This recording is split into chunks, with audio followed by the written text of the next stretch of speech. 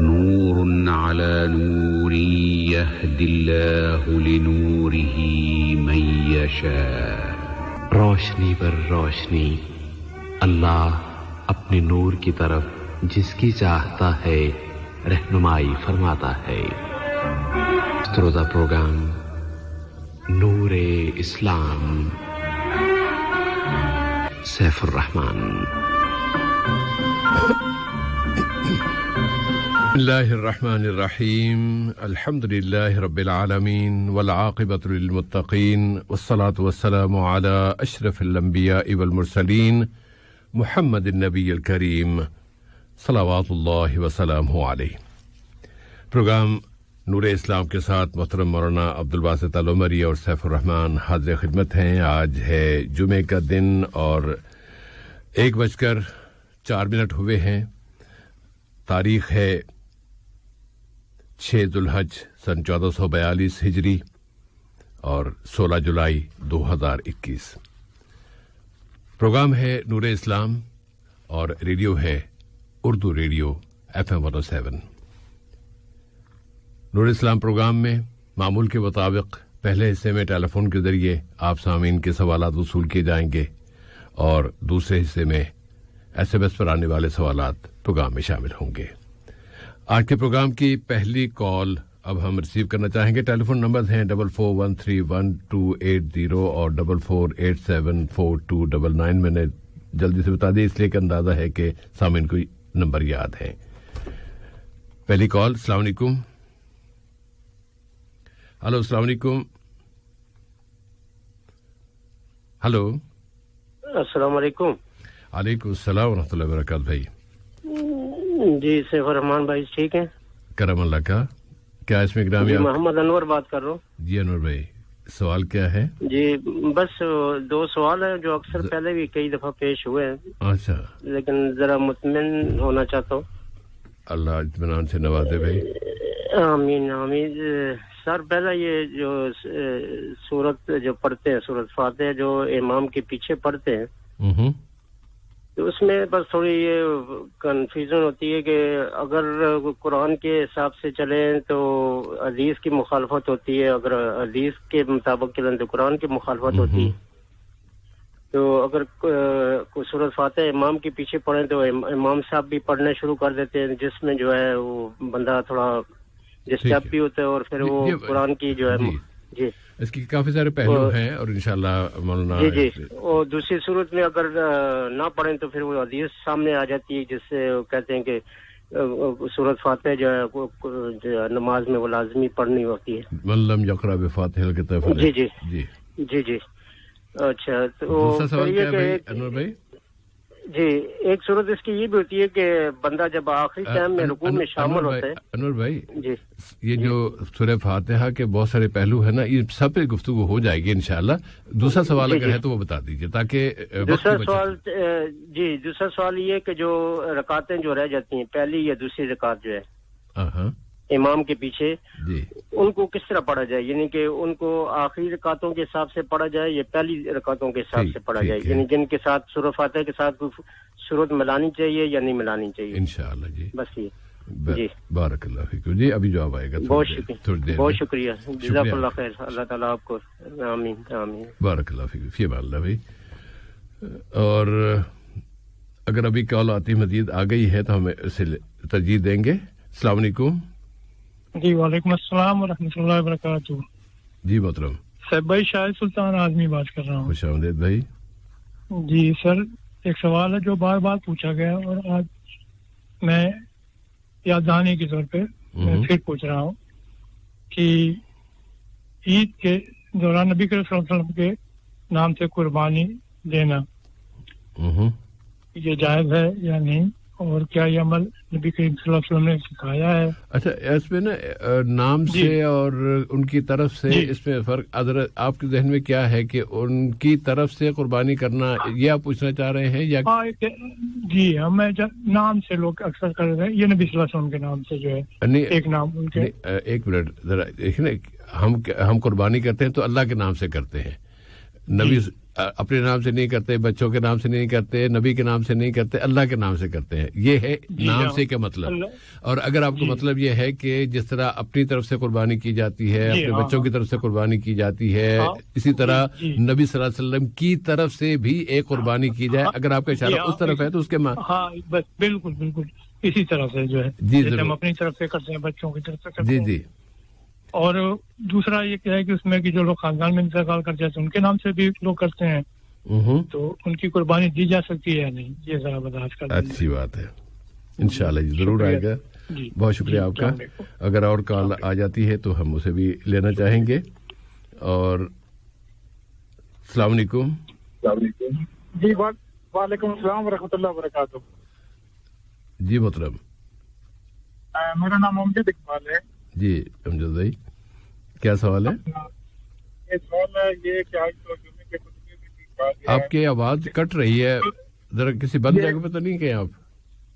हाँ नहीं, मैं बंद जगह पे तो नहीं हूँ, मैं इंशाल्लाह अभी ठीक ही हूँ, गाड़ी में। अब बेहतर है जी, वही शीशे बंद किए होंगे तो।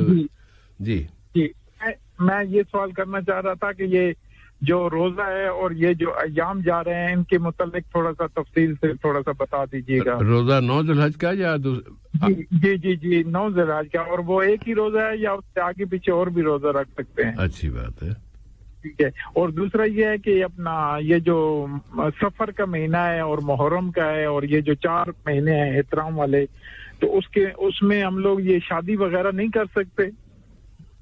अच्छी बात है, शुक्रिया जी, जज़ाकल्लाह, बारकल्लाह फीकुम जी। और ये सफर का महीना कब इसमें आ गया मुहर्रम में। चलिए एक और कॉल ले लेते हैं। हेलो अस्सलाम वालेकुम। वालेकुम अस्सलाम रहमतुल्लाहि व बरकातहू। जी मोहतरम जी, मेरा सवाल ये, मेरा नाम जाफर आलम है। जाफर आलम जी। जी मेरा सवाल है कुर्बानी का गोश्त कैसे तकसीम करे। और दूसरा सवाल ये है ताश खेलना, पत्ते खेलना क्या गुनाह है? अच्छा, हमारे दोस्त लोग बोलता है हम तफरीह के लिए खेल रहे हैं, जबकि नमाज कज़ा हो जाता है। अच्छा, यानी कुछ लोग तो नमाज सिरे से पढ़ते ही नहीं है, ये तो सिर्फ शुक्र है कि कज़ा ही कर रहे हैं। जी नहीं, नमाज पढ़ते हैं मगर कज़ा करके थोड़ा टाइम बाद में जाते हैं। इंशाल्लाह ये जवाब आएगा। जफर आलम साहब, बहुत शुक्रिया आपका। फी अमानिल्लाह भाई। जी मौलाना, अब हम जवाबात का सिलसिला शुरू करते हैं और सवाल के या पहले सवाल के जवाब की तरफ आने से कबल जरा आपसे गुजारिश करेंगे कि ये माह जुल हज की मौजूदा अय्याम यानी 9 अय्याम, उसके बाद फिर ईद, और अगर साथ ही हज तो बहुत महदूद सी तादाद है, चंद के अफराद हज पे जा रहे हैं, तो उसका भी जिक्र कुछ हो जाए, लेकिन ज़्यादा ईद के हवाले से कुछ अगर आपकी तरफ से मालूमात मिल जाए। अस्सलामु अलैकुम व रहमतुल्लाहि व बरकातहू। अलैकुम अस्सलाम व रहमतुल्लाहि व बरकातहू। अल्हम्दुलिल्लाहि रब्बिल आलमीन वस्सलातु वस्सलामु अला अब्दिही व रसूलिही नबीना मुहम्मदिन व अला आलिही व अस्हाबिही अजमईन, अम्मा बाद। बिस्मिल्लाहिर रहमानिर रहीम। ये सब अच्छा कि आपने माशाअल्लाह इस अहम मौजू की तरफ तवज्जो दिलाई।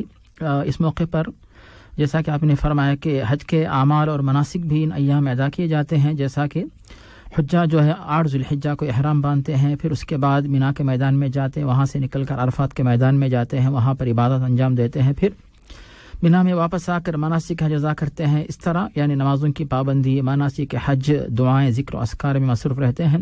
उसके बाद 11, 12, 13 तवारीख़ में जो है अय्याम हज जो होते हैं उनमें मनासिक मुकम्मल करके हज के आमाल से फ़ारिग़ होकर, इहराम से फ़ारिग़ होकर अपने अपने मकामात पे जो है गुनाहों से पाक साफ़ होकर पहुँच सकते हैं इंशाअल्लाह। तो ये हम जो है हज के सिलसिले में कह सकते हैं, चूँकि इस साल हुज्जाज की तादाद भी महदूद है और सामीन चूँकि अपने अपने मकाम पर यहीं पर बैठे हैं, तो फिर शायद से भाई हज के बारे में ज़्यादा गहरी बातें हम नहीं बताएंगे।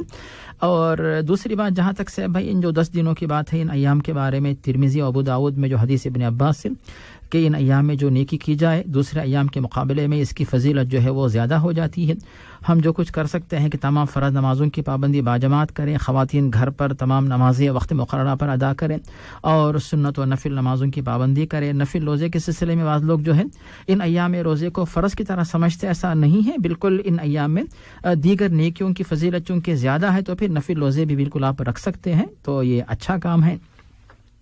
اور اپنے آپ کو ذکر و اذکار میں مصروف رکھیں. اور ذکر کے سلسلے میں صاحب علماء نے بتایا کہ ذکر جو ہے دو قسم کا ہوتا ہے. ایک تو ذکر مطلق ہے, آپ جس طرح چاہے ذکر کریں, اللہ کا ذکر سبحان اللہ والحمدللہ ولا الہ الا اللہ واللہ اکبر ولا حول ولا قوت الا باللہ, درود ہے, قرآن کی تلاوت ہے.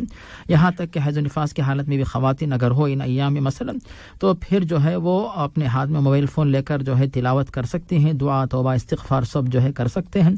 ایک ہے ذکر مقید یا ذکر مخصوص جو کہ عرفے کے دن صبح فجر کی نماز سے لے کر عرفے کا دن اور پھر عید کا دن اور پھر ایام تشریق کل 5 دن جو ہے, جو 13 تاریخ ذوالحجہ کی 13 تاریخ عصر تک جو ہے عید کی تکبیر جو کہتے ہیں اسے علماء نے ذکر مقید قرار دیا کہ مخصوص اوقات میں مخصوص الفاظ کے ساتھ ذکر کرنا.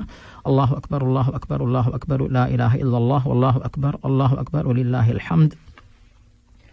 یہ ہوگی صاحب بھائی ایک یعنی ذکر کے بارے میں کچھ باتیں. اب آتی ہے دوسری بات, یوم عرفہ کا روزہ یہ 2 دن کا نہیں بلکہ صرف 1 دن کا روزہ ہوتا ہے.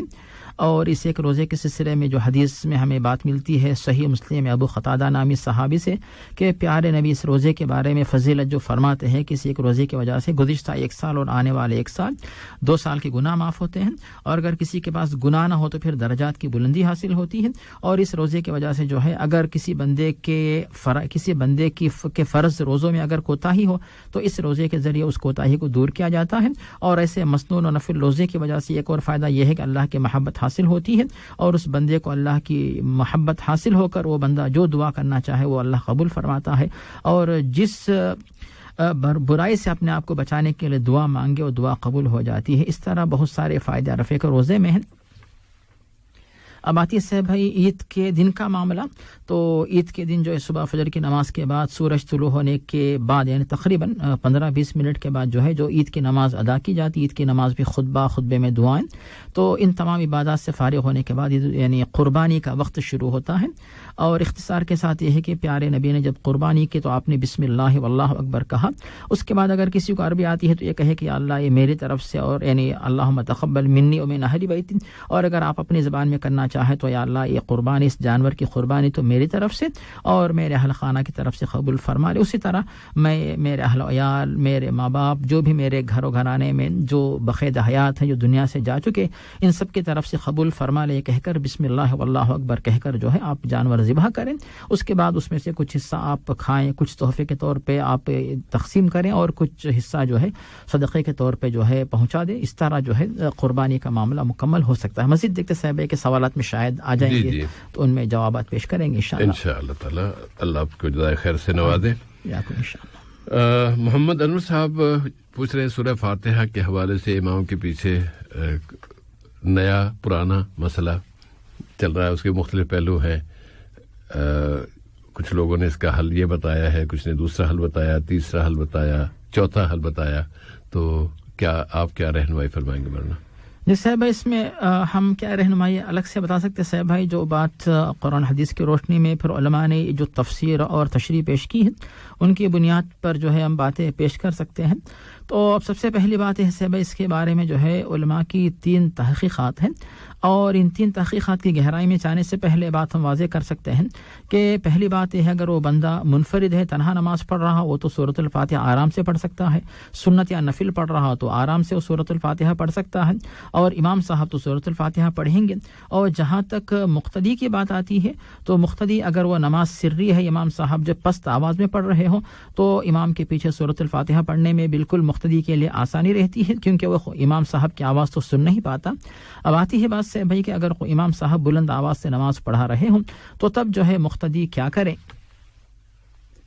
تو اس کے سلسلے میں جو ہے علماء کے جو اقوال ہیں، ایک قول یہ ہے کہ امام صاحب اگر بلند آواز سے پڑھ رہے ہو تو مقتدی جو ہے بالکل نہ پڑھیں، اور جو علماء اس بات کو مانتے ہیں کہ ہر حالت میں جو ہے مقتدی کو امام کے پیچھے سورۃ الفاتحہ پڑھنی چاہیے، ان علماء نے یہ طریقہ بتایا کہ یا تو امام صاحب کو چاہیے کہ سورۃ الفاتحہ کے دوران وقفہ دے، ہر آیت کے بعد رکیں تاکہ جو ہے پیچھے جو مقتدی ہیں ان کو سورۃ الفاتحہ پڑھنے کا موقع دیا جائے، اور دوسری تحقیق یہ ہے کہ سکتے یعنی غیر المغضوب علیہم ولا الضالین آمین کہنے کے بعد تھوڑا وقفہ دیا جائے تاکہ سورۃ الفاتحہ جو ہے مقتدی حضرات بھی مکمل کر سکیں۔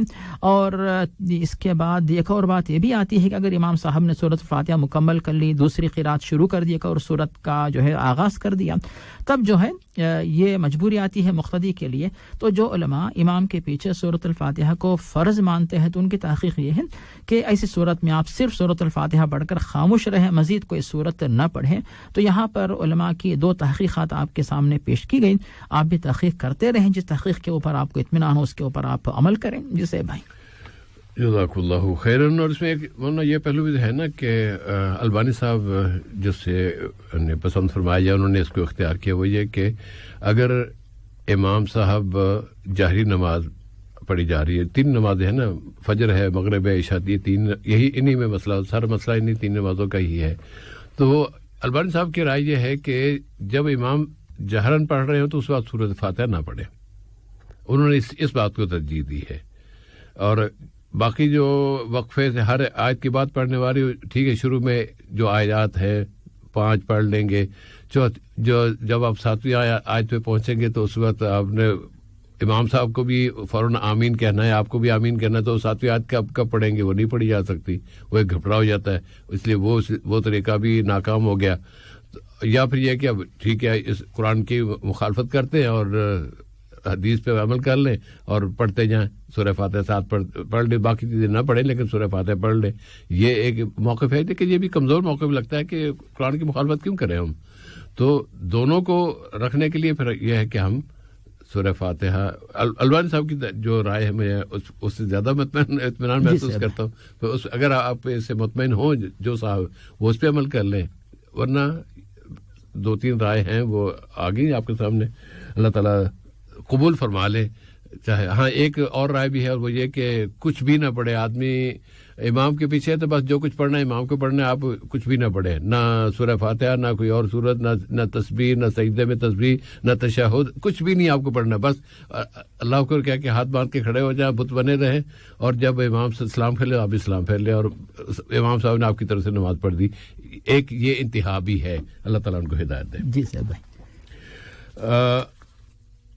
ان کا انور صاحب کا دوسرا مسئلہ یہ تھا کہ رکعات جو رہ جاتی ہیں اور ان کے ساتھ ان کو کس طرح پڑھا جائے، اگر پہلی 2 رکعت رہ گئی، 4 رکعت کی نماز پڑھی جا رہی ہے، اس میں مقتدی لیٹ آیا ہے اور 2 رکعت اس کی رہ گئی ہیں، تو وہ آخر میں کس طرح پڑھے گا؟ ان میں سورہ فاتحہ پڑھی جائے گی یا نہیں پڑھی جائے گی، سورہ فاتحہ کے ساتھ سورت ملائی جائے گی نہیں ملائی جائے گی، کیا کریا جائے گا؟ جیسے بھائی یہاں پر آسان طریقہ یہ ہے کہ جو شخص تاخیر سے آ کر امام صاحب کے یعنی نماز باجماعت میں شامل ہوتا ہے تو اس کو جو ہے مسبوق کہا جاتا ہے، یعنی جس کی کچھ رکعت چھوٹ گئی۔ یہ تو ایک بات ہو گئی۔ دوسری بات یہ ہے کہ جب آ کے وہ شامل ہوتا ہے تو دیکھا جائے گا کہ امام صاحب کے ساتھ اس کو کتنی رکعت ملی ہیں، جتنی رکعت امام کے ساتھ ملی، تو وہ جب امام کے ساتھ جو رکعت ملتی ہے تو امام صاحب کی اگر وہ تیسری بھی ہو تو مسبوق کے لیے پہلی ہوگی۔ اگر امام صاحب کے پیچھے وہ صاحب کو مسبوق کو 1 رکعت ملی صرف، یعنی 4 رکعت والی نماز میں، تو وہ جو ہے مسبوق کے لیے پہلی رکعت کے طور پر شمار ہوتی ہے۔ تو اب اس معنی میں جو ہے جب امام صاحب کے پیچھے آپ شامل ہوئے، جو رکعت آپ کو امام کے ساتھ ملی تو وہ جو ہے آپ کی پہلی رکعت کے طور پہ، پھر اس کے بعد جو امام صاحب کے پاس اگر 2 رکعت مل گئے تو دوسری رکعت آپ کی ہو گئی۔ اب اس کے بعد جب آپ کھڑے ہو کر امام صاحب سلام پھیرنے کے بعد جو آپ رکعت مکمل کر لیں گے مثلا ظہر میں، تو پھر وہ 3 اور 4 رکعت آپ کی نماز رکعت کے طور پہ شمار ہوتی ہیں۔ اسی لیے آپ پریشان ہونے کی ضرورت نہیں ہے۔ امام صاحب کے ساتھ جب آپ شامل ہو گئے، آپ جو ہے ثنا پڑھنے کے بجائے، ثنا میں مصروف ہونے کے بجائے سورۃ الفاتحہ کا آغاز کر دیں، اور اس کے بعد جو ہے آپ کو اگر وقت ملتا ہے تو سورۃ الفاتحہ پڑھیں، وقت نہیں ملتا یعنی وقت ملتا ہے سورۃ الفاتحہ تو پڑھنا ہی ہے، لیکن اگر مزید وقت ملتا ہے تو کوئی اضافی سورت بھی آپ پڑھ لیں، اور اضافی سورت کا موقع نہیں ملتا ہے تو آپ امام صاحب کے ساتھ رکوع میں چلے جائیں، تو خود بخود جو ہے ضم سورہ جو ہے وہ آپ کے اوپر سے جو ہے وہ ساخط ہو جاتا ہے۔ اس میں پریشان ہونے کی ضرورت نہیں ہے۔ تو جو شروع کی بات صاحب ہے جو 3 باتیں تھی اس میں تمام کی جو دلائل ہیں تو جو علماء جو ہے امام صاحب کے پیچھے جہری نماز میں جو قرات سے منع کرتے ان کی دلیل جو ہے وہی ہے جو سورۃ الاعراف کی آیت ہے وَإِذَا قُرِئَ الْقُرْآنُ فَاسْتَمِعُوا لَهُ وَأَنصِتُوا لَعَلَّكُمْ تُرْحَمُونَ جب قرآن پڑھا جائے تو جو ہے غور سے سنو اور خاموش رہو تو یہ ان علماء کی تحقیق ہے اور جو دوسری دلیل جو ہے جو علماء کہتے ہیں کہ سورۃ الفاتحہ کے بغیر نماز نہیں ہوتی ابو ہریرہ اور حضرت عبادہ بن ثابت سے احادیث جو مروی ہیں کہ بغیر سورۃ الفاتحہ کے نماز نہیں ہوتی تو ان علماء نے اس سے جو ہے مستثنی قرار دیا اور تیسری جو تحقیق ہے شیخ البانی رحمہ اللہ کی جو آپ نے دلیل پیش کی صاحب بھائی کہ وہ کہتے ہیں کہ جب یعنی وَإِذَا قَرَأَ فَأَنصِتُوا ابو سعید خدری کی اس روایت کو بنیاد بنا کے علماء نے کہا کہ جب امام صاحب پڑھے تم لوگ چپ رہو تو اس کو البانی نے دلیل بنا کے یہ کہا کہ اس حدیث کے مطلب سے واضح ہوتا ہے کہ جب جہری نماز پڑھی جائے تو ہم لوگ جو ہے صرف سنیں اور کچھ بھی نہ پڑھیں تو یہ 3 تحقیقات ہیں تینوں کے دلائل آپ کے سامنے پیش کیے گئے جسے بھائی اور حضرت ابو ہریرہ رضی اللہ تعالیٰ عنہ کا بھی ہے نا جو کہا کہ وکان للنبی صلی اللہ علیہ وسلم سکتتان اور نبی صلی اللہ علیہ وسلم کے 2 سکتے ہوا کرتے تھے ایک سورہ فاتحہ سے پہلے اور ایک سورہ فاتحہ کے بعد تو تم ان دونوں سکتوں میں کوشش کرو کہ سورہ فاتحہ پڑھ لو یہ حضرت ابو ہریرہ رضی اللہ تعالیٰ عنہ کی رائے ہے جی صاحب ہے ان کی یہ تحقیق ہے اور اسی کی بنیاد پہ جو ہے ابو ہریرہ کی اس تحقیق کی وجہ سے آسانی یہ ہو گئی کہ جو لوگ امام صاحب کی قرات سے فارغ ہونے کے بعد جو ہے اس سکتے سے اس فائدہ اٹھاتے ہوئے سورۃ الفاتحہ پڑھ لیتے ہیں تاکہ امام صاحب دوسری قرات شروع کرنے سے پہلے سورۃ الفاتحہ ختم ہو جائے جی صاحب جزاک اللہ خیر مولانا شاہد سلطان اعظمی صاحب کا سوال اگر جیسے سامعین سوال جواب ختم ہو رہا ہو یا ختم ہوا ہو تو اس وقت اگر کوئی کال آئے گی تو ہم اب بھی لے لیں گے لیکن اب جب سوال اگلا شروع ہو جائے پھر مشکل ہوتی ہے اچھا نہیں لگتا پھر تو شاہد سلطان اعظمی صاحب کے سوال سے پہلے ایک کال لے لیتے ہیں السلام علیکم السلام علیکم وعلیکم السلام ورحمۃ اللہ کیا نام ہے بھائی میرا نام سر محمد قاسم ہے جی قاسم بھائی سر ایک سوال تھا ضرور یہ پوچھنا تھا کہ جس طرح اسلامک بینک ہے QIB بینک قطر میں اگر ادھر سے لون لینا تو یہ کیا اسلامک طریقے سے کا طریقہ ہے یا نہیں اچھی بات ہے ان سے ادھر سے لون لیں تو اسلامک طریقہ اسلام کے حساب سے یا سیم سیم دوسرے بینک جس طرح انٹرسٹ کھاتے ہیں اچھی بات ہے انشاءاللہ جواب آئے گا وہ ان سے ذرا مجھے کنفرم کرنا سر ضرور انشاءاللہ ضرور بات ہوگی بہت بہت شکریہ سر السلام علیکم وعلیکم السلام ورحمۃ اللہ قاسم بھائی اللہ حافظ فی امان اللہ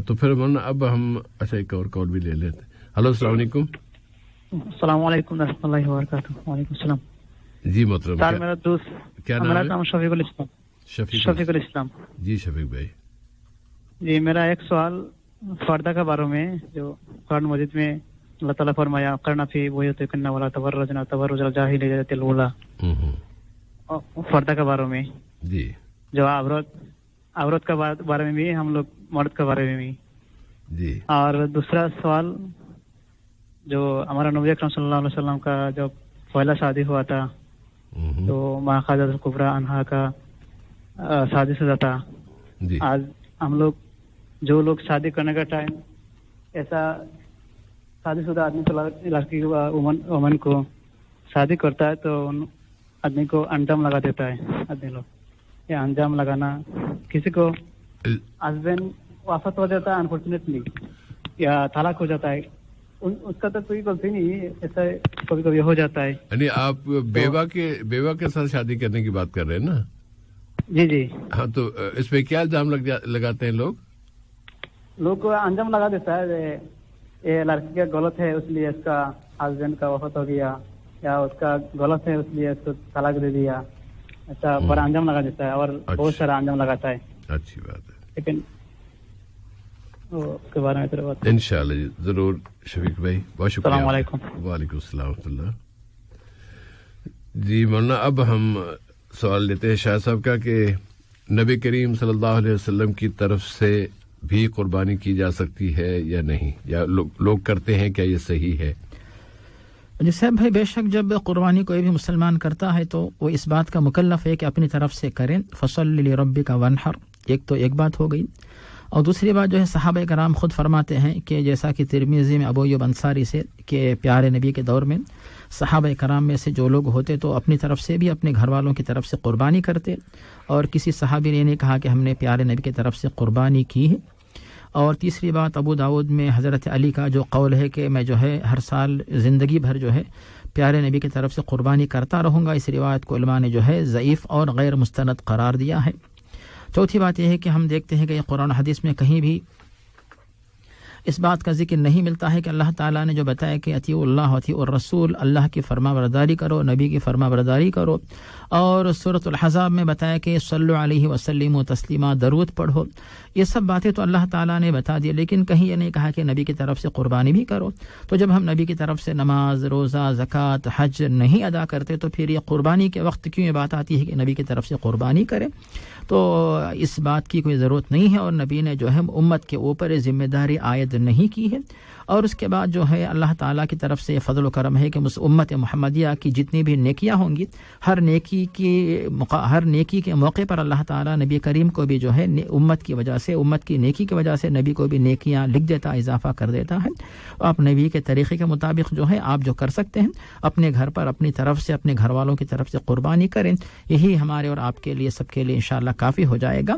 اور قربانی کے جو آداب ہے ان کی پابندی کرے کہ اللہ کا نام لے کر کرے، اور اخلاص کے ساتھ کریں، حلال مال سے کریں، قربانی کا جو وقت ہے اس کے مطابق جو ہے اس کی پابندی کرے کہ قربانی کرے، صحیح جانور کی قربانی کریں، ان کی پابندی کرے، یہی انشاءاللہ آپ کے لیے کافی ہوگا۔ اور جو نبی کی طرف سے جو کر سکتے ہیں وہ یہ ہے کثرت سے نبی پر درود پڑھیں، اور نبی کا جو طریقہ ہے اس کو دنیا میں عام کریں، اور نبی کے دین، نبی کا جو شریعت ہے تو اس کے بارے میں غلط فہمیاں دور کر کے ہمارے نبی کے سلسلے میں ساری دنیا والوں کے دلوں میں ہم محبت کیسے لے آ سکتے ہیں، یہ طریقہ اپناتے ہیں تو پھر یہ ثواب کا کام ہوگا، اور یہی ہم سب سے مطلوب ہے۔ جی صاحب بھائی، جزاک اللہ خیرن۔ اور شاہ صاحب کا دوسرا سوال کہ جو افراد دنیا سے جا چکے ہیں ان کی طرف سے قربانی کی جا سکتی ہے؟ اس کے بارے میں علماء نے جو بات پیش کی، پہلی بات جیسا کہ ہم نے ابھی کہا کہ بھئی جب صرف قربانی آتی ہے تو آپ کیوں سوچتے ہیں قربانی سے پہلے نماز، روزہ، زکوٰۃ، حج، ان کے بارے میں کیوں نہیں سوچتا کہ ان کی طرف سے ہم نماز پڑھیں گے، روزہ رکھیں گے، زکوٰۃ دیں گے؟ تو جس طرح اللہ تعالیٰ قربانی کے بارے میں زندہ افراد کو مکلف بنایا ہے، اسی طرح مردہ افراد کو کسی کے بارے میں اللہ تعالیٰ نے مکلف نہیں بنایا ہے، اسی لیے آپ ان کے بارے میں آپ فکر چھوڑ دیجئے، اور جو کچھ آپ کر سکتے ہیں وہ یہی ہے کہ ان کے حق میں کثرت سے دعا کرتے رہیں، رحمت و مغفرت کی دعا، درجات کی بلندی کی دعا کریں۔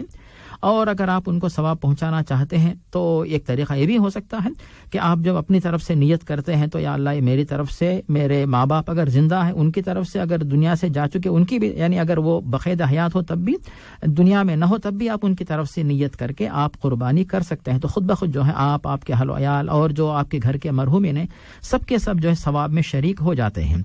اور اگر آپ جو ہے کسی مرحوم کو جو ثواب پہنچانا چاہتے ہیں قربانی کے ذریعے، تو علماء نے بات پیش کی کہ اگر کوئی شخص دنیا چھوڑنے سے پہلے اس نے اپنا مال چھوڑا، وصیت کی کہ تم میری طرف سے قربانی کرو، یہ میرا مال ہے، تو ایسی صورت میں جو ہے اس کی وصیت کی تکمیل جو ہے آپ کے لیے لازمی ہو جاتی ہے۔ لیکن ایسی وصیت پیارے نبی نے نہیں کی، صحابہ نے نہیں کی، کیونکہ اس کو ضروری نہیں سمجھا گیا، بلکہ ضروری یہ ہے کہ آپ ان کے حق میں دعائیں کرتے رہیں، بس یہی بات کافی ہے۔ اب یہاں پر صاحب علماء نے ایک بات یہ بھی بتائی کہ اگر کوئی بندہ اپنی طرف سے قربانی کرتا ہے، ماشاءاللہ مال زیادہ ہے، وہ چاہتا ہے کہ زیادہ گوشت اگر گھر پہ رہے گا زیادہ فائدہ ہم کو بھی اور دوست احباب کو بھی، فقراء مساکین کو ملے گا، اسی لیے اگر کسی مرحوم کی طرف سے اگر اضافی اپنی طرف سے قربانی کر کے کسی اور کی طرف سے کوئی کرتا ہے، اس میں کوئی حرج نہیں، لیکن یہ طریقہ نبی نے نہیں سکھایا، صحابہ کے پاس یہ طریقہ عام نہیں تھا، بلکہ یہی تھا کہ آپ ان کی طرف سے جو ہے آپ بے شک ان کے حق میں دعا کریں۔ اور جب کبھی بھی جو ہے صحابہ نے یہ پوچھا کہ میں اپنے مرحومین کی طرف سے حج کروں تو کہا کہ کرو، صدقہ کروں کیا تو کرو، لیکن کبھی بھی کسی نے نہیں پوچھا کہ کیا میں قربانی کروں، کیونکہ طریقہ رائج تھا ہی نہیں، تو اسی لیے آپ اس کے بارے میں فکر چھوڑ دیجئے۔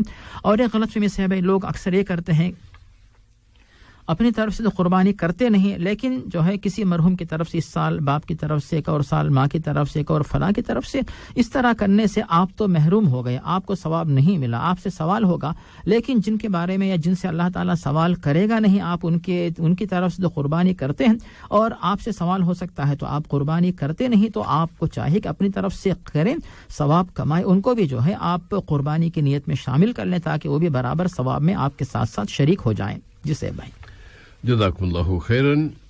और कॉल है, ले लेते हैं। अस्सलाम वालेकुम। अस्सलाम रहमतुल्लाहि व बरकातहू। जी मोहतरम, मेरा नाम अब्दुल माजिद है। क्या नाम है? अब्दुल माजिद। अब्दुल माजिद साहब, जी भाई।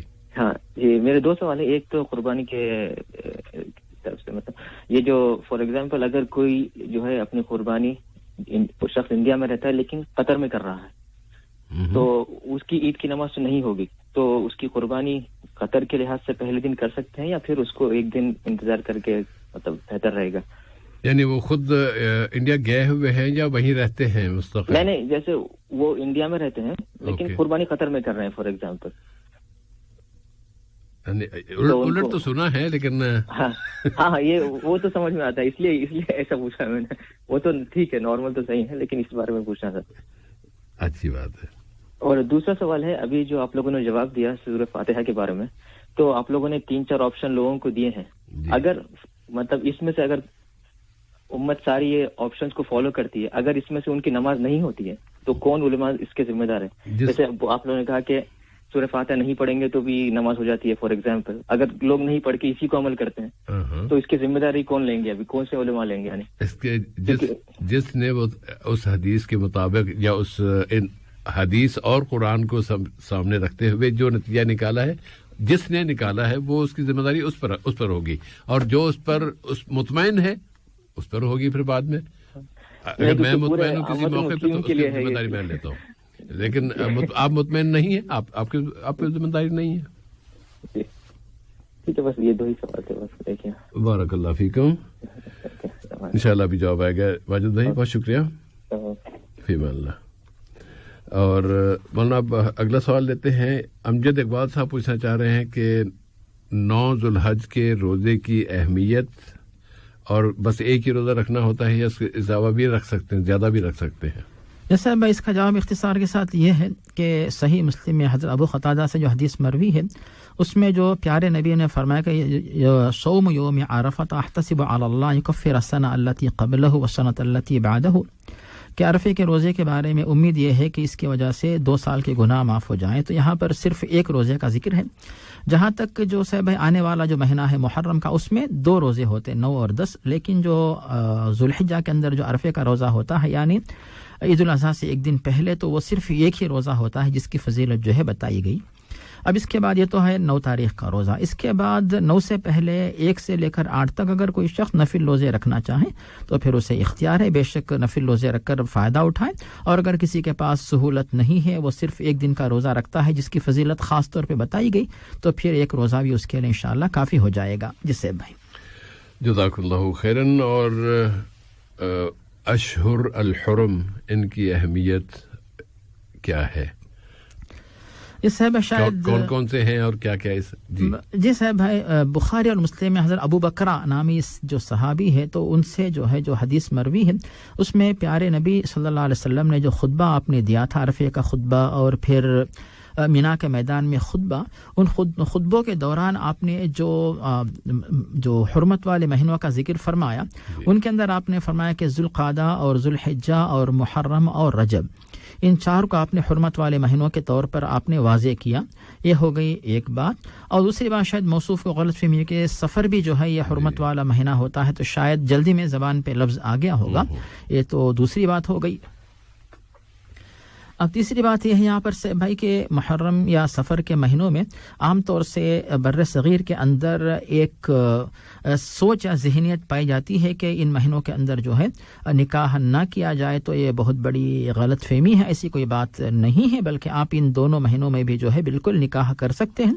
निकाह के बारे में जो शर्त है कि सिर्फ आप जो है ला यनकिहुल मुहरिम वला युनकाह, के इहराम की हालत में आपको निकाह करने से, निकाह करवाने से मना किया गया, वरना किसी भी महीने में किसी भी दिन जो है आप निकाह बिल्कुल कर सकते हैं, कोई हरज नहीं है। यहाँ पर हम बुखारी और मुस्लिम की हदीस को याद करते हैं जिसमें प्यारे नबी जो है हदीस कुदसी पेश फरमाते हैं कि युज़ीनी इब्नु आदम यसुब्बुद्दहर व अना अद्दहर, के बंदा अल्लाह ताला को अजियत पहुँचाता है, वो जो है ज़माने को गाली देता है। तो यानी किसी दिन या महीने को इस तरह मनहूस समझना कि ये जो है शादी के लिए इन दिनों में शादी करना जायज़ नहीं है, तो फिर ये एतिक़ाद जो है गलत है। और हम देखते हैं कि प्यारे नबी के दौर में कई दफ़ा जो है निकाह इन जो अशहुर हुरुम के अंदर निकाह करने का वाक़या पेश आया। ख़ास तौर पे हम देखते हैं कि हज़रत सफ़िया के साथ प्यारे नबी का जो निकाह हुआ है तो ये अशहुर हुरुम के अंदर हुआ, जबकि ग़ज़वे खैबर का जो वाक़या जो है मुहर्रम के महीने में पेश आया था। इससे मालूम होता है कि क़ौल व अमल, प्यारे नबी के क़ौल व अमल से बात मिलती है कि किसी भी महीने में किसी भी दिन आप निकाह कर सकते हैं, कोई हरज इसमें नहीं है। जिससे भाई जज़ाकुमुल्लाहु खैरन। वो थोड़ी सी बात कि वो मुहर्रम या अशहुरुल हुरुम में अगर कोई शादी नहीं करता तो वो उसकी वजह उसका एहतराम है, न ये कि यानी नुहसत या बदशगुनी नहीं है। तो यहाँ पर से भाई चाहे वो एहतराम का इतिखाद हो चाहे बदशगुनी का हो, हर एतबार से इजाज़त है। अगर आप करते हैं तो ठीक है, नहीं करते हैं तो आपको इख्तियार है, कोई ज़बरदस्ती नहीं है कि इन्हीं महीनों में ख़ास तौर पे आप करें, वरना बिल्कुल आप कर सकते हैं। आप बिल्कुल रंगीन कपड़े पहने, खुशबू लगाएं, ख़वातीन ज़ेवर पहने, यानी हर किस्म की खुशी अय्याम में मनाई जा सकती है, कोई हरज नहीं है। जज़ाकुमुल्लाहु खैरन। जाफर साहब का सवाल है कि कुर्बानी का गोश्त कैसे तकसीम किया जाए। इससे इसका तरीक़ा जो है अल्लाह ताला ने कुरान मजीद में सूरतुल हज के अंदर बता दिया, फ़कुलू मिन्हा वातिमुल बाइसल फ़क़ीर फ़कुलू मिन्हा वातिमुल क़ानि' वल मुअतर, सूरतुल हज आयत 32 और 34 के अंदर। और उसी तरह बुखारी और मुस्लिम में अबू सईद खुदरी से और उसी तरह अबू वाक़िद अल-लैसी।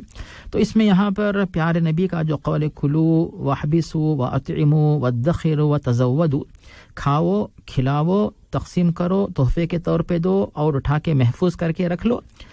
तो ये तमाम बातें चूँकि हमें कुरान हदीस की रोशनी में मिलती हैं, तो इन दलाइल को जमा करके उलमा ने एक आसान तरीक़ा बताया कि आप 3 हिस्से गोश्त के 3 हिस्से बनाए। इसको उलमा ने अफजल बताया, लेकिन 3 हिस्से बराबर बराबर होना ज़रूरी नहीं है। इन इसका मतलब ये होता है अगर आपने कुर्बानी किसी और मुल्क में आपने कुर्बानी की है तो आप अपने घर पे तो उसका गोश्त आपको नहीं मिलेगा, लेकिन आपके घर पे अगर कुर्बानी होती है तो उसका कुछ हिस्सा आप खाएं, कुछ हिस्सा दोस्त अहबाब के पास पहुँचा दें, कुछ हिस्सा जो है फ़ुक़रा व मसाकीन में आप सदक़े के तौर पे पहुंचा दे। तो इस तरह 3 हिस्से आप करें, ये ज्यादा बेहतर रहेगा। लेकिन इसको तराजू में रखकर तोलना जरूरी नहीं कि भी बराबर जो है, अगर बकरा माशाल्लाह 21 किलो का था तो 7 अलग करें, ज़रूरी नहीं। आप थोड़ा हिस्सा खा लें, माशाल्लाह आप तो यानी महीने में कई दफ़ा आप गोश्त खाते होंगे। ईद के दिन अगर आप जो है ज़्यादा हिस्सा तकसीम में अगर इस्तेमाल में ले आते हैं तो इसमें कोई हर्ज नहीं। लेकिन शेख अलबानी रहमतुल्लाह की तहक़ीक़ ये है कि आप जो है ख़ुद भी कुछ गोश्त खाएं, क्योंकि ये कुर्बानी का गोश्त से बरकत वाला होता है। तो आप जो है इससे अपने आप को महरूम न करें, कुछ हिस्सा खाएं, कुछ हिस्सा तकसीम करें, कुछ हिस्सा जो है सदक़े के तौर पर दें।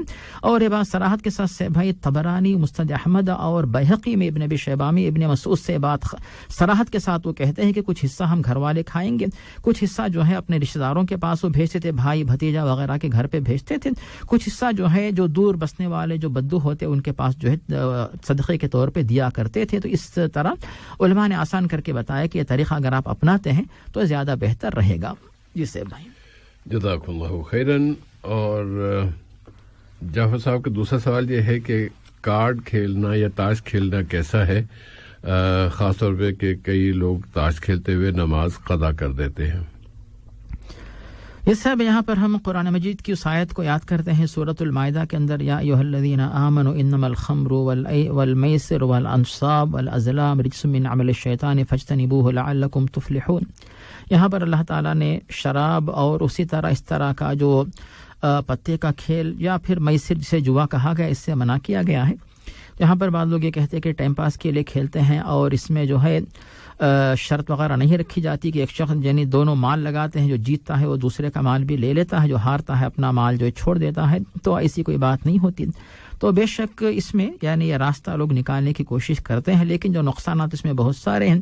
एक तो पहली बात यह है कि नमाज ज़ाया होती है, दूसरी बात यह है कि जब अल्लाह ताला ने इसका नाम लेकर ख़ास तौर पे जब बताया है तो फिर अल्लाह की जो चीज़ अल्लाह के पास नापसंदीदा है वो चीज़ चाहे आप शर्त के साथ खेलें, दोनों पैसा लगा के खेलें, पैसा लगाए बगैर खेलें, लेकिन जो चीज़ अल्लाह के पास नापसंदीदा है, रसूल ने जिस चीज़ को नापसंद किया उससे अपने आप को आप बचाएं, चाहे टाइम पास के लिए क्यों ना हो।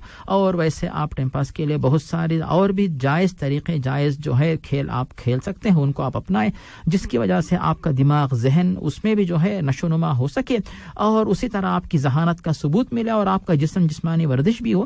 یہ تمام فائدے اس کھیل کے اندر ہو. ایسا آپ کھیل کھیلیے گا. اور ایسا کھیل کیوں کھیلتے جس سے نماز میں خلل ہوتا ہے, عبادات میں خلل ہوتا ہے, نیکی میں کمی آتی ہے, اور جن الفاظ کو لے کر اللہ و رسول نے منع کیا تو پھر ان یعنی وہی جو ہے اوزار کو وہی چیزوں کو استعمال کرنے کا طریقہ آپ کیوں اپناتے, اس سے اپنے آپ کو بچائیں. جسے جزاکم اللہ خیرن. اور محمد قاسم صاحب پوچھنا چاہتے ہیں کہ جو اسلامی بینک ہیں اور اسلامی بینک سے اگر کوئی لون لینا چاہے تو کیا وہ صحیح ہوگا یا یہ بھی دوسرے بینکوں کی طرح ہی ہے؟ اس صاحب یہاں پر ہم واضح طور پہ بتا دیں کہ ایک طرف تو سودی لین دین جو ہوتا ہے وہ طریقہ کار الگ ہوتا ہے, اور جو اسلامک طریقے پہ جو بینک کام کرتے ہیں ان کا طریقہ الگ ہوتا ہے. اور یہاں پر فرق یہ ہوتا ہے کہ جو اسلامک بینک کا جو سسٹم ہوتا ہے اس کے اندر وہ لوگ آپ کو جو ہے شیئرز کے اندر جو ہے جو شیئرز ہوتے ہیں بینک کے اس کے اندر آپ کو پارٹنر بناتے ہیں, پھر اس کے بعد آپ کے ساتھ وہ تعاون کرتے ہیں. تو یعنی شیئرز وغیرہ آپ کو فروخت کر کے اس کے ذریعے آپ کو قرض کی شکل میں جو بھی دیتے ہیں رقم وغیرہ اس کا انتظام کرتے ہیں. تو پھر دونوں میں فرق رہتا ہے. تو یہاں پر اسلامک بینکنگ کا سسٹم جو ہے وہ سود کے لین دین کی بنیاد پہ نہیں ہوتا. سود سے بچتے ہوئے یہ لوگ بے شک اس میں منافع رکھتے ہیں کیونکہ وہ لوگ بینک چلاتے ہیں, آپ کے لیے سہولت دیتے ہیں, تو پھر ان کا بھی جو ہے ان کی بھی سروسز ہوتی ہیں. تو اس لحاظ سے جو ہے اگر وہ اس طریقے کو اپنا کر آپ کو فائدہ پہنچاتے ہیں تو ان کے توسط سے لون لینے میں کوئی حرج نہیں ہے. جسے بھائی جزاکم اللہ خیرن. شفیق الاسلام صاحب پردے کے حوالے سے معلومات جاننا چاہتے ہیں اور خاص طور پہ ولا تبرجن تبرج الجاہلیت الاولی اس کی تفسیر, اور ساتھ بھی انہوں کہہ رہے تھے کہ خواتین اور مرد دونوں کو اللہ تعالیٰ کی طرف سے کیا ہدایات دی گئی ہیں پردے کے حوالے سے. اس سے بھائی جہاں تک مردوں کا معاملہ ہے تو اللہ تعالیٰ نے مردوں پر تو پردے کی پابندی نہیں لگائی ہے, اور جہاں تک خواتین کا معاملہ ہے تو ان سے کہا گیا کہ وہ جو ہے اپنی زینت کو چھپائیں. اس بات کی تو پابندی ان کو لگائی گئی ہے ان کے اوپر, کیونکہ اللہ تعالیٰ بہتر جانتا ہے کہ خواتین کے لیے تحفظ کس میں ہے. اور دونوں کے لیے جو پردے کا حکم دیا گیا کہ قل للمؤمنین یغضوا من ابصارهم ويحفظوا فروجهم, اسی طرح خواتین کے لیے بتایا گیا کہ وقل للمؤمنات یغضضن من ابصارهن ويحفظن فروجهن ولا يبدين زینتهن الا ما ظهر منها, کہ مردوں کے لیے اپنی نگاہوں کو نیچے رکھیں اور اپنی شرمگاہوں کی حفاظت کریں, خواتین بھی اپنی نگاہوں کو نیچے رکھیں, اپنی عصمت کی حفاظت کریں, اور پھر جو ہے جو خود بخود ظاہر ہو جائے مجبوراً اس کے علاوہ جو بھی کوئی زینت ہوتی ہے تو اسے جو چھپا کے رکھے. تو اپنی زینت کو چھپانے کا حکم دیا گیا تاکہ جو اجنبی مرد ہے ان کی نگاہ ان کی نظر نہ پڑے اور ان کا تحفظ ہر اعتبار سے ہو سکے. تو یہ قرآن آیت کی روشنی میں بات واضح ہوتی ہے. جسے بھائی جزاکم اللہ خیرن. اور دوسرا سوال تھا کہ نبی کریم صلی اللہ علیہ وسلم نے جو پہلی شادی کی وہ ایک بیوہ خاتون سے کی, حضرت خدیجہ رضی اللہ تعالی عنہا ام المومنین, اور بر صغیر میں خاص طور پہ ان کا جو لہجہ تھا وہ جس ملک سے بھی بتا رہا تھا کہ فلاں علاقے سے, تو وہ کہتے ہیں کہ ہمارے ہاں بیوہ سے شادی کرنے والے کے بارے میں اور بطور خاص بیوہ کے بارے میں کچھ مختلف الٹی سیدھی باتیں کہتے ہیں لوگ, الزامات لگا دیتے ہیں کہ اچھا یہ خاتون صحیح نہیں ہے اس لیے ان کا پہلا شوہر فوت ہو گیا, اور اچھا یہ صاحب جو شادی کر رہے ہیں بیوہ سے شادی کر رہے ہیں ضرور کچھ گڑبڑ ہوگی. اس طرح کی جو باتیں کرتے ہیں ان باتوں کے حوالے سے آپ سے رہنمائی چاہتے ہیں کہ کیا فرمائیے گا. نصب جہاں تک کسی خاتون کا بیوہ بن جانا تو یہ اس کے ہاتھ کے اختیار کی بات نہیں ہے. اگر کوئی شخص دنیا سے چلا جاتا ہے تو پھر جو ہے وہ اللہ تعالیٰ نے اس کے لیے وقت مقرر کر کے رکھا ہے, تو یہ اس خاتون کی وجہ سے معاملہ نہیں ہوتا کہ خاتون چونکہ منحوس تھی نعوذ باللہ, یا پھر یہ اس کی جو ہے اس کا قدم جو ہے یہ بے برکتی کا تھا اسی لیے اس کا شوہر دنیا سے چلا گیا نعوذ باللہ. تو پھر یہ گویا کہ اللہ تعالیٰ پر اعتراض کرنے کی بات ہوتی ہے، اور شاید ایسی غلط فہمی دور کرنے کے لیے ہی پیارے نبی صلی اللہ علیہ وسلم نے جتنی بھی خواتین سے آپ نے نکاح کیا تو سب کی سب جو ہے بیوہ خواتین تھی، سوائے ایک کے عائشہ صدیقہ رضی اللہ عنہا، وہی ایک ماشاءاللہ کنواری تھی، باقی سب خواتین جو ہے جن سے آپ نے نکاح کیا سب کی سب جو ہے بیوہ خواتین تھی. تو آپ نے ایسی غلط فہمی جو ہے کوئی نہ آنے پائے، اسی لیے خاص طور پر آپ نے بیوہ خواتین سے امہات المومنین سب کے سب جو ہے بیوہ تھیں. اور پھر پیارے نبی جب دنیا سے چلے گئے تو پھر یہ سب خواتین جو ہے بیوہ ہو گئیں، تو کیا کہیں گے آپ؟ دنیا کی سب سے معزز و محترم اور اللہ کے پاس پسندیدہ خواتین جب پیارے نبی دنیا سے چلے گئے تو پھر یہ سب بیوہ کے طور پہ شمار ہوئی، ہم ان کے بارے میں کیا کہیں گے؟ اسی لیے ایسی غلط فہمی، ایسے الفاظ، ایسی جو ہے بے ادبی کے الفاظ کہنا مناسب نہیں ہے، بلکہ اللہ تعالیٰ کے ساتھ ہی گستاخی ہے. بلکہ اس کے برعکس ہے، پیارے نبی تو یہ بتاتے ہیں کہ اگر کوئی شخص جو ہے کسی بیوہ خاتون کا ساتھ دیتا ہے، اس کی مدد کرتا ہے، تو وہ اس طرح ہے گویا کہ اللہ تعالیٰ کی راہ میں جد و جہد کرنے والے کو جو ثواب ملتا ہے اتنا ثواب اس کو ملتا ہے. تو یہ بہت بڑے ثواب کا معاملہ ہے، اسی لیے ایسی غلط فہمی ذہن سے، دل سے نکال دیجیے. اور یہ سوچئے کہ بیوہ کے ساتھ یہ الفاظ کہنا تو آسان ہے. ہم وہ منظر یاد کرتے ہیں جو غزوہ احد کے موقع پر 70 صحابہ جب شہید ہوئے تو ان کی جو بیوائیں تھیں، جو خواتین تھیں، تو ان خواتین نے پیارے نبی سے پوچھا کہ گھر پر تنہا دل نہیں لگتا، تو ہم سب خواتین ایک گھر میں جمع ہو کے دن بھر گزارا کریں گی. اور اس کے بعد پیارے نبی نے کہا کس طرح تم کر سکتی ہو، لیکن رات جب ہوتی اپنے اپنے مکانات پہ چلی جاؤ. تو مطلب یہ ہوا کہ بیوہ کے بارے میں کہنا تو آسان ہے، لیکن ان کے دل پہ جو حالت گزرتی ہے یہ انہی کو معلوم ہوتی ہے. صحیح. بہت سارے مسائل ایسے ہیں کہ اس میں انسان جذباتی بھی ہو جاتا ہے، اس میں دکھ بھی ہوتا ہے کہ کیسے کیسے لوگ بڑی آسانی سے دوسروں کے بارے میں دوسروں کو دل دکھاتے ہیں، اور انہیں اندازہ نہیں ہوتا کہ وہ کس انجام سے دوچار ہوں گے اپنی ان باتوں سے جو دوسروں کے بارے میں وہ کہہ رہے ہوتے ہیں. اگلے سوال کی طرف آتے ہیں. عبد الماجد صاحب پوچھنا چاہ رہے ہیں کہ قربانی کے حوالے سے کہ اگر کوئی صاحب انڈیا میں ہوں اور وہ یہاں دوحہ میں قربانی کرنا چاہیں تو کس طرح کریں؟ جیسے بھائی اس بارے میں جو شیخ ابن باز وغیرہ سے سوال کیا گیا، جو بعض طلبہ ایسے تھے جو گلف والے تھے لیکن وہ چلے گئے مثلا امریکہ وغیرہ، تو وہاں پر جو ہے یعنی وہ لوگ تو کرتے ہیں قربانی یہاں کی تاریخ کے مطابق ہی، لیکن وہاں پہ قربانی کا وقت شروع ہوتا ہے تاخیر سے. مثلا یہاں پہ جب قربانی کا وقت شروع ہوتا ہے صبح ماشاءاللہ 6 بجے، تو وہاں پہ امریکہ میں جو ہے جب صبح کے 6 بجتے ہیں، جہاں کے جو ہے مثلا یعنی شام کے 6 بجتے ہیں ان کے رات. ہاں جی ہاں. تو ہاں جب ہم یہاں پہ 6 بجے قربانی کرتے ہیں تو وہاں پہ جو ہے ابھی تو عشاء کی نماز وہ لوگ پڑھتے رہتے ہیں، تو ابھی ان کے لیے قربانی کا وقت داخل نہیں ہوتا. قربانی کا وقت شروع ہوتا ہے سورج طلوع ہو کر بلند ہونے کے بعد. ایسی صورت میں کیا وہاں کے طلبہ اگر یہاں پہ قربانی کروانا چاہیں، یا کوئی فیملی وہاں پہ رہتی ہے وہ چاہتے کہ وہاں پہ ہمارے لیے سہولت نہیں، ہم لوگ یہاں پہ گلف میں کرنا چاہتے ہیں، تو پھر علماء نے کہا کہ اگر ہو سکے تو انتظار کرو، ورنہ جس ملک میں تمہاری طرف سے قربانی ہو رہی ہے تو اس ملک میں چونکہ قربانی کا وقت داخل ہو چکا ہے، اس معنی میں بالکل تم لوگ جو ہے قربانی کر سکتے ہو، اس میں کوئی حرج نہیں ہے. تو اس معنی میں صاحب اگر کوئی بندہ بر صغیر میں رہتا ہے اور یہاں پر قطر میں چونکہ ایک دن پہلے قربانی ہوتی، وہاں پہ ایک دن بعد قربانی کا وقت آتا ہے، اگر وہ بندہ یہاں پہ اگر قربانی کروانا چاہے جی تو اس میں کوئی حرج نہیں ہے. لیکن جیسا کہ آپ نے کہا سے الٹا ہوتا ہے عام طور سے کہ لوگ یہ سوچتے ہیں کہ یہاں پہ قطر میں سہولت جو ہے ماشاءاللہ، لیکن وہ چاہتا ہے کہ وہاں پہ دوست احباب ملیں گے، زیادہ خوشی ہوگی اور زیادہ ضرورت مند فقراء مساکین مل جاتے ہیں.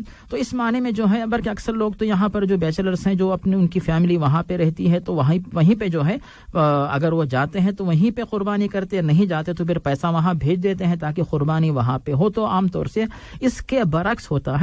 لیکن جو موصوف نے جو سوال کیا اس کے مطابق اگر وہ ایک دن یہاں پہ تاخیر کر کے بر صغیر کی تاخیر کے مطابق اگر وہ ایک دن رک جاتے ہیں تو یہ بہتر ہے. لیکن یہاں کی تاریخ کے مطابق اگر وہ قربانی کر بھی لیتے ہیں، کروا لیتے ہیں، تو بعض علماء کی تحقیق یہ ہے کہ اس میں کوئی حرج نہیں ہے. یعنی جو صاحب وہاں پہ ہیں قربانی یہاں پہ ہوتی، یہاں پہ وقت داخل ہو چکا ہے، اس میں کوئی حرج نہیں ہے. جسے بھائی جزاک اللہ خیرن. اور سورہ فاتحہ کے حوالے سے جو شروع میں مختلف علماء کی آراء پیش کی گئی اس کے بارے میں پوچھنا چاہ رہے تھے محترم عبد الماجد صاحب کے उनमें से ज़ाहिर है कि कोई एक सही होगी, जो बाकी सही नहीं होगी उसकी जिम्मेदारी फिर किस पर आएगी, किसकी रिवायत कबूल हुई किसकी नहीं हुई।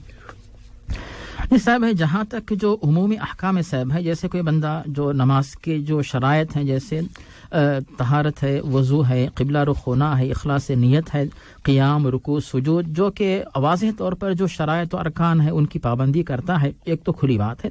और अब आती है दूसरी बात कि वो अहकाम जिनके बारे में 2-3 अलग अलग अक़वाल पाए जाते हैं। तो अब जैसे हमने ये कहा कि इसमें जो 3 दलाइल है कि वइज़ा क़ुरिअल क़ुरान फ़स्तमिउ लहु व अंसितु, जब कुरान पढ़ा जाए तो फिर गौर से सुनो और चुप रहो।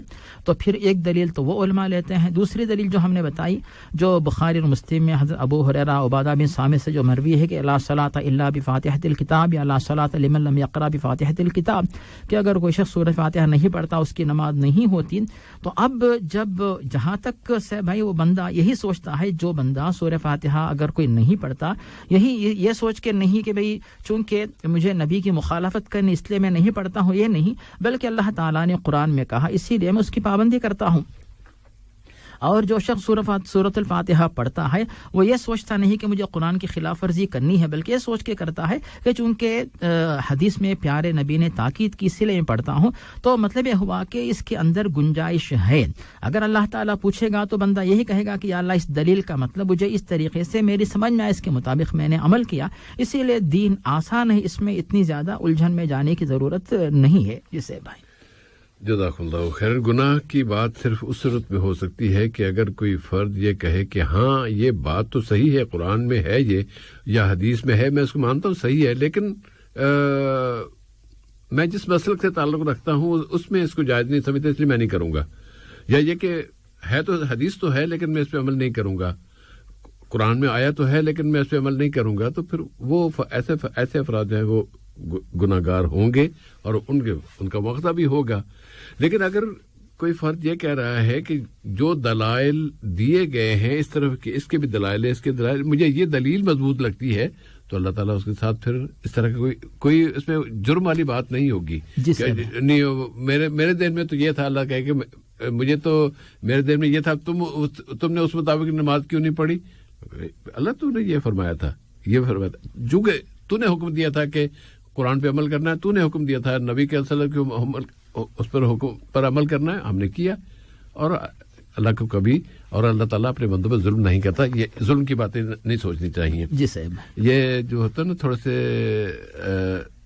इस मिजाज के लोग नहीं, कोई ना कोई नुक्ता निकालना है, नुक्ता ही निकालना है, तो उनके यहाँ इस तरह के तसव्वुरात आते हैं, इस तरह के ख्यालात उनके पास आते हैं। अब आते हैं हम एसएमएस के सवालों की तरफ। सवाल ले ले से भाई, टेलीफोन वाले भाई हजरात कुछ अगर बेचैन हो तो नहीं है तो फिर एसएमएस का ले लेते हैं। जी सर, चलिए आपकी आवाज पहुंच गई तो एक कॉल आ गई है। अस्सलाम वालेकुम। वालेकुम अस्सलाम रहमतुल्लाहि व बरकातहू। मैं अमीरुल हक।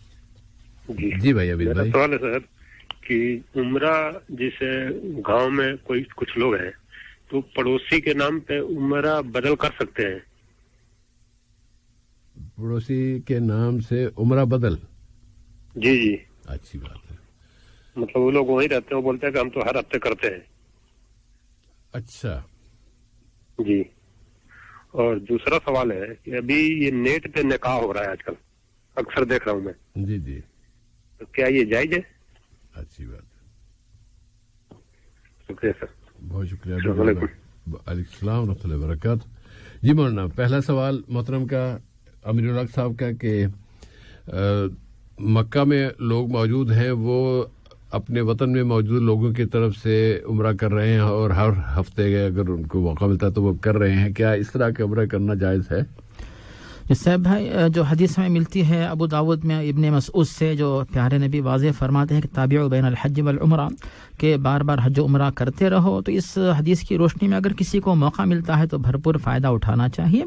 और जहाँ तक किसी की तरफ से उम्र बदल करने के सिलसिले में भी जो है अबू दाऊद में इब्ने अब्बास से हदीस मरवी है, प्यारे नबी वाज़ेह फरमाते हैं हुज्ज अन अबीका वातमिर, کہ اپنے والد کی طرف سے عمر حج بدل کرو اور عمرے بدل کرو. تو اگر کوئی بندہ اپنی طرف سے پہلے عمرہ کیا ہوا ہو اور اس کے بعد مزید عمرے جو ہے کسی کی بھی طرف سے نیابت کرتے ہوئے کرنا چاہتا ہے, اس میں کوئی حرج نہیں, گویا کہ وہ کسی اور کو ثواب پہنچانا چاہتا ہے تو اس بات کی اجازت ہے صاحب, کوئی حرج اس میں نہیں. جس کی طرف سے عمرہ کیا جائے وہ جو ہے رشتہ دار ہونا ایسا ضروری نہیں ہے, رشتہ دار ہو, دوسرا ہو, پڑوسی ہو, جس کو آپ چاہتے ہو کہ میں اپنی طرف سے اس کو ثواب پہنچاؤں. جیسے ہم لوگ کسی کے حق میں کسی کی پیٹھ پیچھے ان کے حق میں دعائیں دیتے ہیں, دعائیں کرتے ہیں, اسی طرح اگر کوئی بندہ کسی کے حق میں کسی کی طرف سے نیابت کرتے عمرہ کرتا ہے کوئی حرج نہیں ہے. جسے بھائی جزاکم اللہ خیرن. اور دوسرا سوال تھا بھائی کا کہ آج کل جو نیٹ پر نکاح ہو رہے ہیں ان کے بارے میں آپ کی کیا رائے ہے کہ یہ صحیح ہے؟ جیسے بھائی بہت سال پہلے جب ٹیلی فون ہی نہیں تھا تو پھر دلہا, دلہن, قاضی اور دلہن کا سرپرست اور گواہ, پھر مجموعہ, یہ سب رہتے تھے. اب اس کے بعد ٹیلی فون آیا, ٹیلی فون پہ نکاح ہوتا تھا. اب اس کے بعد ماشاءاللہ جو موصوف کہتے ہیں کہ انٹرنیٹ آ گیا تو اس کے اندر صاحب ہے کہ جو دلہا ہوتا ہے, دلہے کی طرف سے جو رشتہ دار ہوتے ہیں, 2 گواہ ہوتے ہیں, قاضی ہے, دلہن کا سرپرست ہے, سب ایک دوسرے کو, یعنی اگر دور بھی ہو دلہا مثلا تو پھر جو دلہن والے جو دور رہتے کسی اور جگہ پر, دونوں الگ الگ ممالک میں رہنے کے باوجود ایک دوسرے کو دیکھتے ہیں, ایک دوسرے کو پہچانتے ہیں. تو اس میں علماء نے کہا کہ طریقہ بہتر تو نہیں ہے, اس میں دھوکہ دینے کا اندیشہ رہتا ہے, لیکن آپ کو تیقن ہو اگر کہ بھئی واقعی جو کہتا ہے کہ میں نے قبول کیا وہ دولہا ہی ہے اور دولہے کو دونوں گواہ جانتے ہیں, قاضی جانتے ہیں, اور جو سرپرست ہیں لڑکی کے جو سرپرست ہیں وہ جانتے ہیں, مثلا ایک دوسرے کا چہرہ آواز اچھی طرح پہچانتے ہیں, اس میں فراڈ کا, دھوکہ بازی کا کوئی اگر اندیشہ نہیں ہے تو دور سے بھی ایجاب و قبول ہو سکتا ہے. خاص طور پہ آج کل جو صاحب لاک ڈاؤن کا معاملہ تھا, لوگ سفر نہیں کر پا رہے تھے تو دور سے نکاح کر لے رہے تھے, اس کے بعد جو ہے وزٹ ویزا یا پھر اقامہ وغیرہ بنوا کر جو ہے اپنی وائف کو بلوا لے رہے تھے. اس طرح کی سہولت بھی تھی. تو اگر اس سے آپ جو دور حاضر کے جدید وسائل ان سے اگر فائدہ آپ اٹھانا چاہتے ہیں تو اس میں کوئی حرج نہیں, مگر شرط یہ ہے کہ جو نکاح کے جو شرائط ہے ان کی پابندی کی جائے, اور ان کی پابندی کی روشنی میں نکاح ہوتا ہے تو انشاءاللہ کوئی حرج نہیں ہے. جزاکم اللہ خیرن. اور جہاں تک بات کرنا وہ جو یقین والی کہ کیا وہی ہے, دوسری طرف یہ ٹیلی فون کی حد تک تو مسئلہ تھا کہ وہ کہیں کوئی دوسرا فرد غلط اپنی آواز بدل کے کسی اور کی آواز سے وہ قبول کر رہا ہو تو پتہ نہیں وہی ہے کہ نہیں ہے. لیکن جب ویڈیو کال ہے تو ویڈیو کال میں تو سامنے خود موجود ہے, اس میں پھر کیا مزید کیا پریشانی, ساری دنیا کی کانفرنسیں ہو جاتی ہیں ویڈیو کال کے ذریعے, اور دنیا بھر کے جو بڑے بڑے بین الاقوامی کانفرنسیں ہیں, اجتماعات ہیں, کئی روزے چلتے ہیں, وہ ساری ویڈیو کال کے ہوتے, تو ایک بیچارہ نکاح جو ہے اسی پہ آ کے ہم پھنس جائیں کہ نہیں اس میں ابھی یہ کریں اور وہ کریں. یہ بالکل جائز ہے, اس میں کوئی شک والی بات ہونی نہیں چاہیے انشاءاللہ تعالی. بہت بہت شکریہ آپ کا مولانا کہ آپ تشریف لائے اور آپ نے سامعین کے سوالوں کے جواب عطا فرمائے. پروگرام نور اسلام کے اختتامی حصے میں ہم آپ سے بس یہ گزارش کرنا چاہیں گے کہ آئندہ پیر کے روز یہاں 9 ذوالحج ہوگی تو اس دن کا پلیز روزہ ضرور رکھیے گا. اور جو کئی لوگ افراد تو پورا یکم ذوالحج سے ہی ماشاءاللہ روزے رکھ رہے ہیں, اللہ تعالیٰ ان کے ان روزوں کو قبول فرمائے اور ان کے اجر میں اضافہ فرمائے. لیکن جو لوگ یہ روزے نہیں رکھ رہے ہیں تو ان کے لیے بھی 9 ذوالحج کا روزہ جو ہے وہ انہیں ضرور رکھنا چاہیے کہ اس کا ثواب بہت زیادہ, جس طرح مولانا نے بتایا بھی, اور اللہ تعالیٰ ہمیں اس اجر سے نوازے جو اللہ کے رسول صلی اللہ علیہ وسلم نے اس روزے کے حوالے سے بیان فرمایا ہے. اور انشاءاللہ عید کے بعد آپ سے اس پروگرام نور اسلام میں پھر ملاقات ہوگی. تب تک کے لیے اب محترم مولانا عبدالباسط العمری اور سیف الرحمان کو اجازت دیجیے گا. اور یہ جو بیچاری امت ہے نا ہماری, نبی صلی اللہ علیہ وسلم کی مسکین پڑتی ہوئی, ذرا اپنی دعا میں اسے یاد رکھیے گا, بھولیے گا نہیں. فی امان اللہ.